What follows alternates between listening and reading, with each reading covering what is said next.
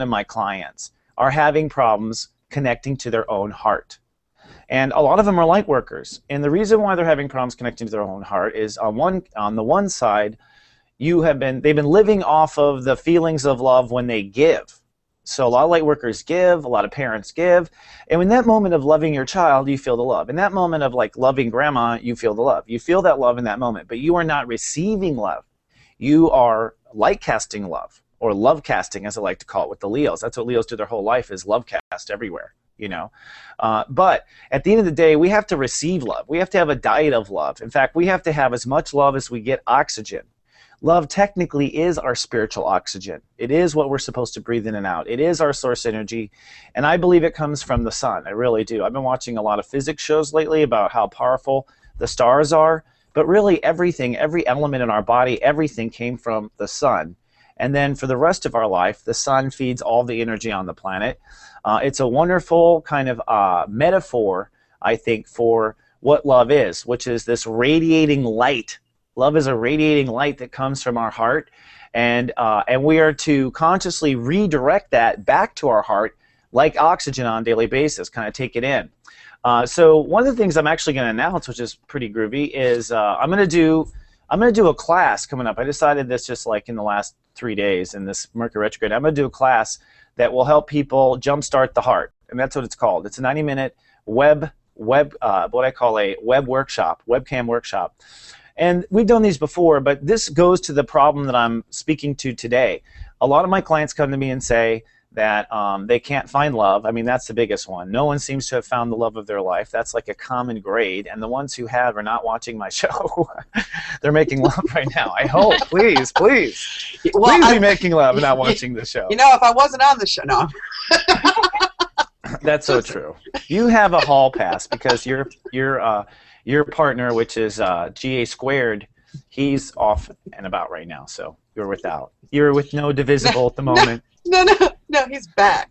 Oh, he is? Yeah. Oh, so you're just true to your job.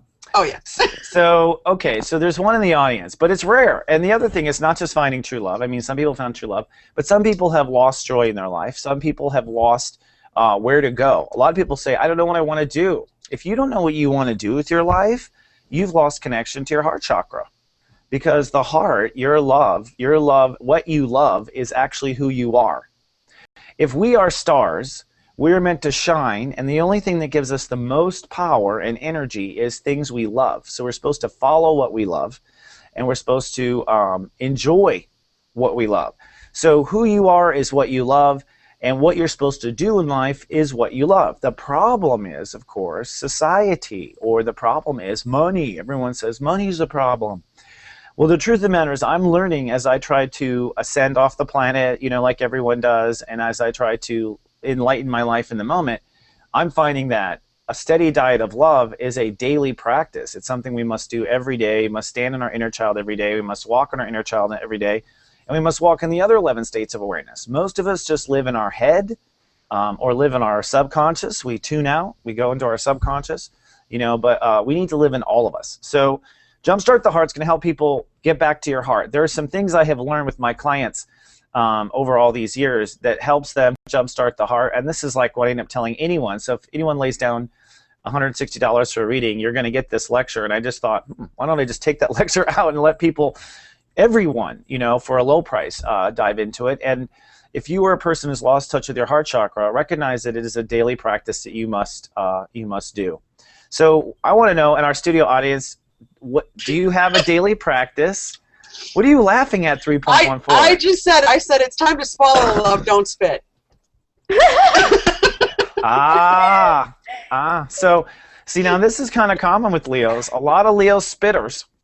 A lot of Leos are a little too, they want to be the one shining. They want to be the center.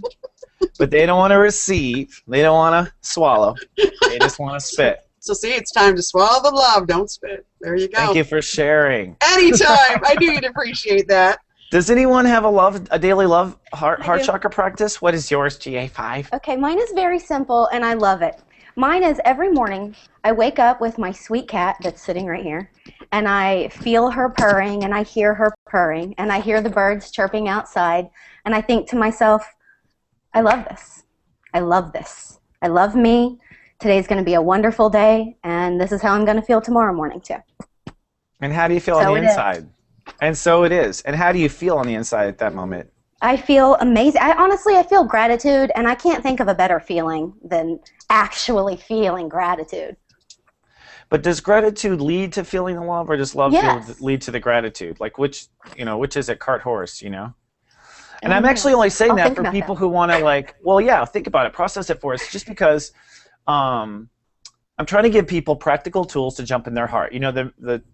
Honestly, a lot of people have damaged in their children, in their heart. Their child's damaged, and for a good reason. Everyone can give you 1,000 good reasons. In Jumpstart the Heart, the way I talk about this is, at some point, usually in one's childhood, the higher self, the spirit, takes the heart chakra or takes the inner child and puts it up in a safe tower. The prince or princess gets put in a tower. And that tower is a big distance between the consciousness of love and reality. You distance yourself. We can all distance our consciousness within us. We can pull our conscious over here. We can ignore that conscious over there.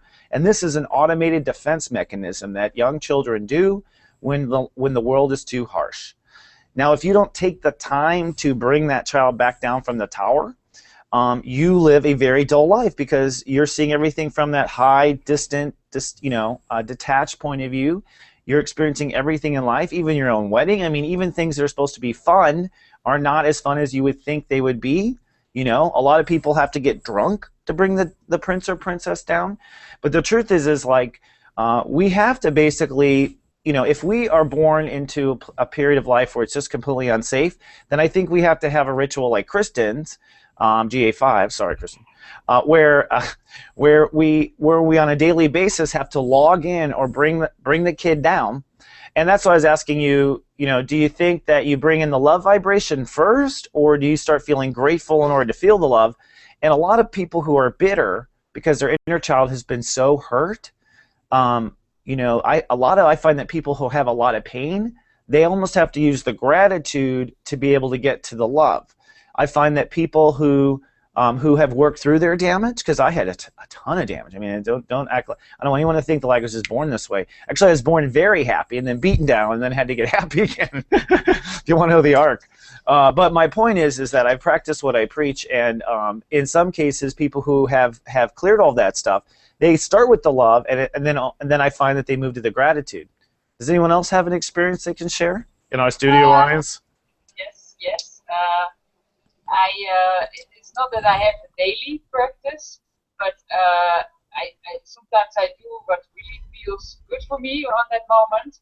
And lately it's more like I do beautiful music and I just dance on it, and just say, I love it, and I love me, and I love the way it feels, and and I'm just a girl on fire lately, so. That's funny. You're all like in your underwear. I'm just a girl from my world. Yeah, with its shawls around me, I'm so sexy. That's so sexy. I love it. That's so true. Actually, I'm the same way. I mean, it's funny. For myself, I gave myself permission a long time ago, especially since I walled myself off and built Soul Garden. And lived by myself for like 5 years, which is like living on a desert island, like Tom Hanks. And I completely am at the point where I'm just completely nuts at home. I mean, I'm in full concert. I'll jump in a song. I'll be in character. I'll try out things. I'll jump into DJ Dewey. Just constantly. My inner child has to constantly be playing like that, and it's fun. Plus with my son, I love being that Chevy Chase dad that just fucks with him all the time. My poor Gemini son. But I keep his inner child alive because he just doesn't know what the hell's going to happen next. And I love it. You've got to get it on video and show us. Okay, I'll try to do that at some point. Poor Miles. He's got such a good heart that sometimes he's got this little response when I really screw with his head, he'll just go. His inner child will just go. Aww. He gives this this total pose look. which is It's like the funny. sweet Gemini face. Is that common? Does that come in the manual for Geminis? Oh, I didn't know that. Wow. It means don't pick on me. Don't pick on me. Thanks for translating, TA5. Well, I should have you around more often anyways, my son, because actually we're actually having more heart-to-heart. You know, Geminis are opening up, and that's another thing. So living in your heart is a daily practice, and actually I have the same practice. I dance, and I have a daily music ritual. You know, I actually stumbled upon my iPhone statistics the other day, just like, oh, like, of course it's watching me, you know, like, but it told me like how much I listen to certain songs. I was like, no shit. Like, I mean, in the thousands, like thousands of times I played this song. How many thousands of times I played that song? And because certain songs just like hit my heart, just like right at that note, I don't know how to describe it, and it just lightens me up again and re-inspires me. And for me, that's probably my biggest 911 is music. You know, Can I point out something really cool today? Yeah. Something is very. I thought this was just awesome. I loved how this worked out. All right, so today is Love Fest Day. It's Lightcast Day. So for Lightcast Day, guess whose birthday it is? Douglas Adams. Oh, no kidding. No kidding. And for Lovecast Day, guess whose birthday it is? Bobby McFerrin. Oh, no kidding. Don't worry, be happy. I thought that was brilliant. I love that. Douglas Adams was a Pisces. I had no idea. You just gave me a nice little present today. Thank you. Anytime, 42. I love it, and I'm actually surprised no one's chosen 42 yet. I think Douglas Adams is absolutely brilliant. If anyone doesn't know, he's like a light worker, philosophical, you know, space enthusiast. He wrote this series called The Hitchhiker's Guide to the Galaxy. And the interesting thing about that whole book series is it points out just how retarded humans are. It's brilliant. Over and over and over. So stupid we are, you know, like, oh my God, it's just genius. You laugh at yourself in that whole book series. They should make high schoolers read that. That should be part of the required reading, I think. I totally think so. It's definitely part of minor child reading. And, you know, getting back to the subject of the inner child, you know, that book series was one that I found as an inner child. I mean, I found as a child that inspired me as a child. And for those of you who are lost in your journey to find your child, you know, what I always say in Jumpstart Your Heart and in my readings is to go back to the parts of childhood that actually worked. There always is some things that worked. Even in the worst movies in Hollywood, you know, and the poorest, most barefoot child, he goes to the fair once in his life. You know what I mean? There's one effing good memory. God does not, like, that's the thing, that's what Jupiter is. I mean, Jupiter, as an energetic planet, will come and bring the parade to someone's life, no matter how poor, how horrible it is. Thank God for Jupiter, it will open up opportunity usually for at least 1 minute. But if you go back to that minute where your heart was lit up, you know, and go from that feeling outward and look for something in your daily life that will bring that feeling. Because what we're really doing is practicing allowing that loving and joyful and exciting feeling to resonate all the time with us, you know, all the time. It's not unrealistic. I don't think we do not have to expect and accept a life of stress. I don't care how poor we are. I'm recognizing now that with all the handcuffs of life, with this taxes, I'm not happy, I don't care what all of those issues are in your life. You actually do have a choice to still live stress-free and in your heart in those moments if you want to. I'm not saying it's fun. Or easy. Or easy. I mean, for me, this Pisces transit has been, you know, totally having to eat my own medicine where, you know, where I know I have to just surrender to Spirit and allow Spirit to be that in-between calm of everything around me, just nuts, really. You know, but I'm proud of myself in this particular Lightcast Day, Love Fest Day. I have pulled off the ability to stay calm. There are like dogs flying out of the sky in my reality and landing on old women who are naked in the pool. Like, that is my reality, and I am calm. I am calm. You have the umbrella. Yeah, the umbrella, deflecting all the falling dogs. I get it. All right. The almighty umbrella of light. Praise it. Praise it. It's the umbrella of light. On sale You are now. saved. You are saved. And I think it's also important to just laugh at yourself, you know. be goofy and be crazy, you know. Oh, yeah. Yeah. Well, I think the inner child should drive. I mean, honest to God, truth. Most good Hollywood comedies were written by children, really. You know, all the jokes. I just saw, what did I just see? I still saw Stolen Identity. Have you guys seen that movie? I saw it with my son over the weekend. I think that's what it's called, Stolen Identity. Yeah, and it has Jason Bateman in it as the lead character, who has been popping up in every heartfelt, warm male film. But basically, his identity gets stolen. He goes and captures the woman who stole his identity. But like the comedy in it is so retardedly childish. Sometimes they're the best kind. So childish. One thing is like where this woman, every time she's with him, and he always falls for it, like she jabs him right in the neck, and he's always like, "Ugh," which is so 8th grade kick you in the balls humor. You know what I mean? But I think we need that. My inner child is with my son, and we're laughing our astros off, you know, at the dumbest jokes. But they're so funny. I've been a friend of mine. I don't know if he calls it again, but I made up a joke once. It was like ridiculous, stupid joke, but every time, oh yeah, do you know that joke? Okay, yeah. I just made it up just from scratch, you know. It was really, really silly. And it's your joke to yourself? Yeah, too, but it goes nowhere. That's the joke, you know. But it's a private joke between her and herself. That's right. Her and herself going nowhere. The Gemini is familiar with that for sure.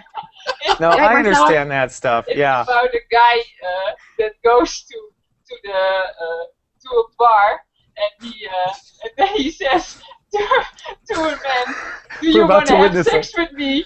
And the man says, "No, I'm not going to have sex with you." And then he goes to another guy, "Do you want to have sex?" No, I don't want it. And then he goes into a dark room, and then the lights goes on, and it's a priest. That's just a joke.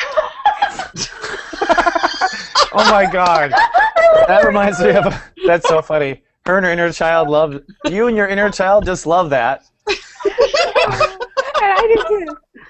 You know what's the truth is I really believe. I mean, looking at psychology, I've been studying psychology for years, and astrology, as everyone knows, and I'm convinced at this ripe age of 22 that so funny. Actually, my heart's probably I don't know. My heart is probably like 5 or 6. 5. Your heart's 5. 5 or 6. My level of responsibility is around 22. That's actually the truth. And my age is actually 39. But at the end of the day, I think that we have these we have a relationship with ourself. We really have a relationship with ourself. And ourself responds creatively and surprises us. You know, this is not a Sybil thing. And we all know this. If we think about it in our relationship with ourself, if we're throwing energy back and forth to ourself will surprise us. You know, and part of that I think is our psychic intuition is getting great ideas from the universe, and we're downloading great ideas. But there's also this amazing way, I don't know about you guys, maybe this is just me. Maybe I'm just amazing. It could be. But my mind, and maybe this is a grand trying and error, but my mind can like download something behind my back and like present it to me, haha, you know, and then I'll be in the experience of both performing it to myself and reacting to it authentically. Like, oh, that was hilarious. Just like we just saw her do. Right? Now, see, myself usually jumps out at me and scares the crap out of me. Like, comes around the corner and goes, ah! I already know I would not play with your little girl. I'll play with your little girl as an adult, but I don't think we would have ever played together as kids. I've been like, boo, I don't like getting scared. I was such an innocent child. I'm like, I don't like being scared. Oh, yeah, you wouldn't have liked me. But I was always... It always came from a good place, though. It was like a happy spirit. Right. Truthfully, my inner child would have known. Like, my inner child probably still would have seen all of that. Like, you're like a booger thrower. Is what you are? You're one Mud of pies. those? Mud pies. Okay, fine. Mud pies, boogers. Pick your goo. But whatever it is, you're a goo thrower. You throw goo at people. I know it. And you know, I know those little goo throwers. They're always cute. You can see inside their heart is good as they're throwing a spit wad at you. But as the target of the goo throwers, I just have to say, it's not fun on the receiving end. But we always clean you guys up afterwards. We never leave you high and dry. Lick you clean. That's true. At least I Strangely enough, the goo throwers do turn into people that get you high in high school. You're right. You're right. That is an interesting arc of character development in the United States anyway. So, we got you from all sides. It's all good. the truth is y'all were shy from the beginning. You should have just come over and said hi. That's the truth. You know, it's all good. We've got a Darth Vader on the line. I swear to God, I'm hearing a grandmother of 72 breathing right now. Oh my God. Oh, geez, It's Melody. my goodness. No offense, but like when it's in your ears, you can smell it. But can you taste it? My ears. But can you taste it? Well, okay, so getting back to our guided subject matter, I think that the truth is when you want to let yourself stay in your heart and live in Love Fest, I think you have to allow yourself to play with yourself, which means there's really no rules. That's one of the big things, is taking the rules off of yourself, you know? And if you're having a hard time playing, for instance, if you see us laughing here and you want to punch us in the face, your inner child is damaged. And I've been there before, by the way. I have been there before. My inner child's been so damaged. I'm a do-gooder. I've been a do-gooder since I was this high. But I've seen people with like more pure, when I was younger, like Shannon, for instance, Shannon Hugman. You guys know Shannon Hugman? Oh, she's so stinking cute. She is so irresistibly juicy, Raggedy Ann, and Andy cute. She's so strawberry shortcake. And she's not lying. It's really who she is.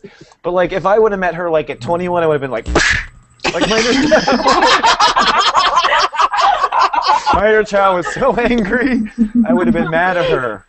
I wouldn't have done anything to her. Oops, sorry about that. That's me. But I would never act out. But inside, I'd be fighting that. And inside, you know, even then at like 21, I was a Buddhist, so I'd be like, trying to work through it. I was realizing today, I don't know, I was driving somewhere. That's a whole nother story. But I was realizing that, you know, in some ways, it's like as spirits, we kind of inhabit this animal body, you know, and it's not that we are animals, but I do think that we took animals, jumped in them, and we've been evolving them since, you know, whether it's the gorilla, wherever you want to go. At some point, a higher aware soul jumped in the animals, and it kind of explains why a lot of times in life we're such fucking animals. I totally feel platypus. I get it. Yep. I know you are such a platypus. I don't know how you say that, the animal that's in the trees that's very slow. Oh, sloth. That's me. That's me. She's a slow gorilla. I think that's funny. It's hot. I don't know how those hairy beasts. I don't know how they deal with hairy animals in the hot jungle in the summer, swinging in trees. I want their air conditioning system, man. We actually had it. Could be an orangutan too. Good point. Good point. Well, at the end of the day, I think we have to step into our heart and we have to play with our heart. And if you can play with your heart for about 20 minutes a day, whether you're playing with your heart, driving down, you know, the street and listening to music, or you're playing a game with yourself, I'm finding in my own personal practice in my own daily life that without that, I become so pissy and unhappy. You know, and one of the things that I had to get off of was the nipple of tomorrow. Like, well, I'll play tomorrow. Well, I'll do this tomorrow. I'll take my son to the movies and this happens. Well, this. Well, okay. And people are like, and I had friends who are like, just go outside, man. You know? And I was like, tomorrow. You know, I'll do it tomorrow. And now I'm realizing, no, we need a steady dose of it today. Oh, we have people coming on. No. Ding dong. Ding dong. Anybody want to share a Love Fest story? Something heartfelt? or funny? Uh-oh, now people are on their spot. Hi, Carly. How are you? Hi, I just can't see you. Hold on. Oh, you can't? Oh, she's blind. No, I don't know if it's true. Oh. Just kidding. That's not really something to joke about.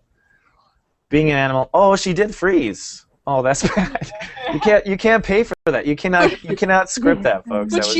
But she froze in such a cute face. She did. She did. See? Now I see you double. Well, where it was actually was with being an animal, being stuck in an animal's body. I really do feel that there are times, we have to, I guess what I'm trying to say is in this light cast of Pisces, which is about surrendering and having compassion for yourself. And I'm realizing that self-compassion is the window to open up. You really actually, if you say, poor me, you may think it's pity, but after about 4 minutes, it gets boring as pity. Pity only goes so far without a crowd. Pity only really feels good when there's hundreds pitying you. When it's you pitying you, it lasts about 4 minutes. That's what Don't you guys agree? You must look in the mirror and then I'm so sad. And then Well, you laugh because the face you know. Well, that's what I'm saying what self-compassion is. I mean, I've been putting out a lot of message in the Guardian Agency about self-compassion. So I want to be clear on what self-compassion is. For lack of a purpose, it's self-pity. You have to sit there and go, God, I have been through a lot. This fucking sucks. And allow yourself to self-pity. And you know why? It's not your ego is like, oh, yeah. The ego state of awareness is like, yeah, forgiven wimp, whatever your ego is, it's that to you, right? As you are self-pitying, because the ego is not meant to self-pity. The ego is meant to be strong and never back down. That's where you tell your ego to go time out. Like, okay, go time out. I need to go self-pity. But when you self-pity, what you end up doing is re-stirring the energy of compassion and love back into yourself. You're literally putting the focus of your awareness back into yourself. And so if you don't want to use self-pity, that's fine. But I think that I have found that we have to redirect our conscious currents when they're going off in different directions. You have to sit there and literally stir it. And one of the tools is self-pity. And for getting in your heart, one of the tools is going and playing with your inner child. Definitely works. I actually found an e-card. I posted it, I think last week, actually. It was really funny. It said, everyone has the right to occasionally have a pity party. The trick is knowing when it's time to leave. Wait, you posted that to Yes, Marcella, we're so glad you got the post. It was a concerted effort. It was a good party, though, while it lasted. Pity party. Was there wine? With the wine, yeah. With the wine. Really good wine. It was really good wine, I have to say. Strawberry Hill, I believe. That's good. That sounds like you wouldn't a bring low expensive grade. wine to a pity party. Christopher, I'm going to interrupt. I'm actually going on Mimi's show tomorrow. I'm a voice coach out here in Utah, but I'm actually showing people how literally our larynx can go towards our brain or towards our heart, and how to literally use your voice vibration from your heart. Well, that's a good call. I love that. And is that, do you think, what singers are doing? No. That's why they see me. Well, no, I don't mean by need. I mean good singers, I guess what I meant to say. Everybody, I mean, it's funny. The voice has two parts to it. Your talking voice and then the higher voice that sounds like singing. But most people are only aware of one part that they use. The transition between them shows you how you go through changes in your life and how do you adapt to that. And that's why I have to teach the larynx to stay low near the heart. And that's where the voice will sound instead of like this, a little bit more like this. These are the same pitches. But we do that every day. Our voice is our personal vibration. So I'll be going through that on Mimi's show tomorrow. Yay! And what time is Mimi's show? Any agent know? That would be tomorrow at noon Pacific Standard Time. The Witch Doctor and Melody. Yay! And is this your first time on her show, Melody? Yes, it is. Oh, yay! Well, I'm looking forward to seeing it. I think, as you bring up a very interesting topic, I'm sitting here self-analyzing, and I think for the most part I speak from my heart, but I have to practice. I have to calm down to get there. I remember my early horoscopes. I never spoke from the heart. It was all game show host. Yeah. Well, sometimes you have to act the part before you can be it and really feel it. And so sometimes that game show host voice gives you that confidence, and you just kind of fill in. Yeah, that's basically my career arc right there. So if you need help with your throat chakra, go see Melody tomorrow on Mimi's show. I will. Actually, if you need help with your throat chakra, it means you need to be expressing more. I don't know. I feel like my throat chakra is strong, baby. It's all that swallowing. It's all that swallowing. Yeah. That's the secret. There's been a lot of swallowing. No, I have not. My throat chakra is pretty strong. I feel. I mean, we can put it to the test on Mimi's show tomorrow at 12 Pacific. But I'm just saying. I think that's pretty strong. I'm a Taurus though, and I love my throat chakra. I've been using it. My father had a very robust throat chakra, so like as a child, I learned early on. But for me, it's like I even have to when I'm doing light casting. I have to say it out loud like a wizard in a crazy Disney film. I have to. Well, and there's special powers that go with that when you do use the voice correctly. Hypnotists got it down. That's true. That's true. You are getting sleepy. I think actually, no, I love the voice. I love the voice as a tool. I think what you bring up is really interesting. And I'm wondering, I'm curious, I'll watch tomorrow just to see kind of what blocks people from getting into that part of them. Because I found as I was trying to speak from the heart, I had to live in the heart before I could speak from it, for myself. And I was having a hard time living in it at the time. And I was afraid of rejection, too. So I had that high voice. I remember that. Yeah, larynx raise. It goes towards the brain when it's nervous. It doesn't need to raise just because the pitch of the voice raises. I get small children in my studio, and they don't know the difference between a high note and a low note. They'll call them skinny notes and fat notes. So ask me, why does the larynx raise? Often it doesn't on small children when they come in. It raises because the higher pitches are emotional pitches. The happy pitches, oh my gosh, or angry pitches, but they can also be controlled pitches. And then you get those low. Yeah, and I say the larynx raises. Very white. Because it goes towards the brain because we're thinking. And it all comes out, you got to get out of the brain and you got to feel with your heart. And people ask me, I'm going to shut up after this because it's your show, but you nailed exactly what I teach in my studio. Her throat works really well, folks. She clearly knows what the fuck she's talking about. Go ahead, I'm sorry. Oh, no, we have to play with our music. That's the biggest thing. People come in here and they're like, I'm so frustrated, this and that. And I'm like, you haven't been playing with your music, have you? Playing with your music. Well, we should talk. Let's talk off camera about playing with music because that's something I definitely want to get more involved with. One of the problems we've had with playing with music on Soul Garden is simply licensing. So we're trying to be honorable to musicians and honorable to music, but the licensing thing on the internet is kind of complicated. But thank you for sharing. I'm looking forward to seeing that. That sounds like something you could do once a week here. Just saying. Just depends on how much you guys want to be embarrassed. Oh no, I think people want to be embarrassed. All right, we're going. I'm game. Yeah, everyone's willing to be well, I'm willing to be embarrassed. I think I've covered that one. I think we got enough Leos, actually. There's a lot of Leos here. You've just opened up a big can of lion ass here. Leo, Aries rising. Yeah. Oh, really? Yeah. That's funny. That's aggressive. Yeah, indeed. Well, thanks for sharing. Anybody else have a technique for opening their heart or sharing what they do? No one? Anybody? I dance also. I love dancing in the kitchen. It's one of my favorite things to do. When you're cooking? Well, always. I'm just always in the kitchen. Oh, are you? You live in the kitchen? Is that your favorite room? That brings up a good topic. Is that your favorite? What's your favorite place in the house? Is that your favorite place in the house? It is, but mainly because we homeschool and all of our stuff is at the table, and so everything we do revolves around the kitchen table. See, I hate that room. I could never go back in there again. I'd be perfectly fine. I'm good. Your inner child hates the kitchen. My inner child hates the kitchen. What's your inner child love? Where's your inner child love? My Florida room. Your Florida room. Yeah, it's a 3 seasons room, but I made it a 4 seasons because I like it so much. I made it a 4 season room. So. Oh, cute. So it's all windows, all the way around. I like and so you hang out in there a lot? I'm here now. You just can't tell. You can't tell because my room has sunglasses on, so you just don't know. Right.